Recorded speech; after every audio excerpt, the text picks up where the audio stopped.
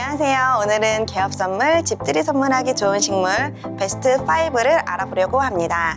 먼저 몬스테라에 대해 알아보려고 해요. 이 몬스테라는 천연성과의 관역식물로 큰 잎에 여러 개의 구멍이 뚫려 있거나 갈라져 있는 것이 매우 이국적인 식물인데요. 몬스테라의 꽃말은 기이암이라고 해요.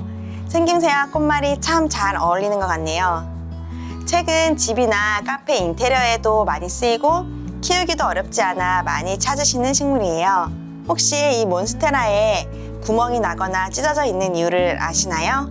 열대우림에서 자라는 몬스테라는 잎이 넓기 때문에 밑에 있는 어린 잎들이 햇빛을 받지 못할까봐 잎을 찢고 구멍을 낸다고 하네요. 그렇기 때문에 이 큰 잎들의 구멍 사이로 햇빛을 받아 어린 잎들도 잘 자라게 되는 것입니다. 몬스테라는 병충해와 생명력이 강해 키우기에도 쉬운 식물인데요. 반음지 식물이지만 어디에 두어도 잘 자라는 식물입니다. 하지만 너무 강한 빛은 잎이 노랗게 변할 수 있으니 조심해 주셔야 됩니다.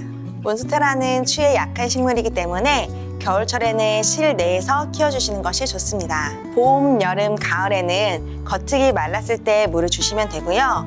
겨울에는 속 끝까지 말랐을 때 물을 주시면 됩니다. 건조할 때는 분무기로 분무해 주시는 것도 좋은 방법입니다. 다음은 파키라예요. 이 파키라의 영어 이름은 머니트리이고 꽃말은 행복으로 가정의 행운과 부를 가져다주는 나무라 하여 개업 선물이나 집들이 선물로도 인기가 참 많은 식물이에요.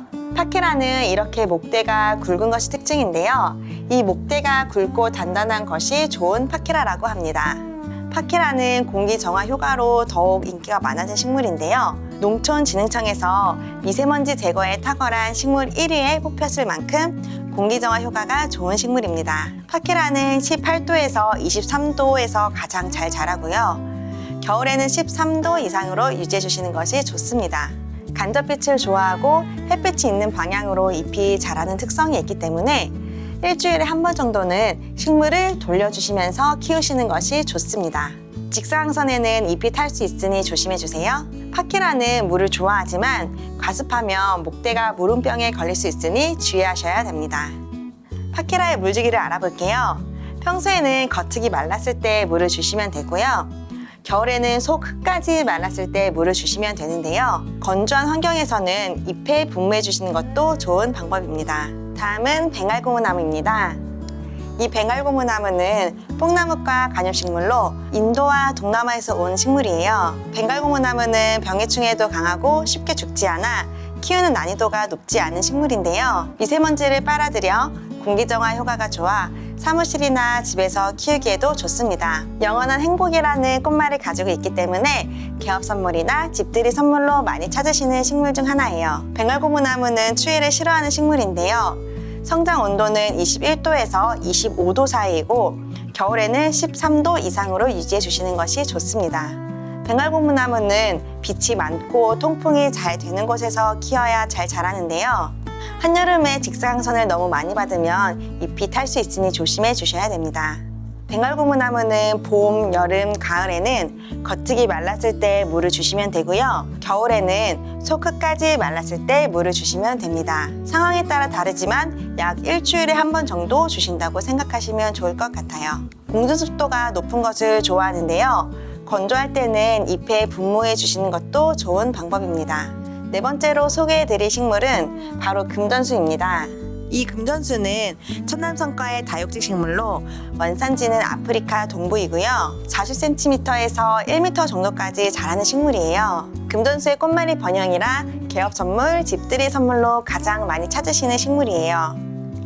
금전수는 지니고 있는 의미도 좋지만 공기 정화에도 좋은 식물인데요. 특히 천연 가습 효과가 뛰어나다고 알려져 있어요. 식물을 처음 키우시는 초보자에게도 추천해 드리고 있고요. 생명력이 강해 잘 죽지 않고 키우기 쉬운 식물이에요.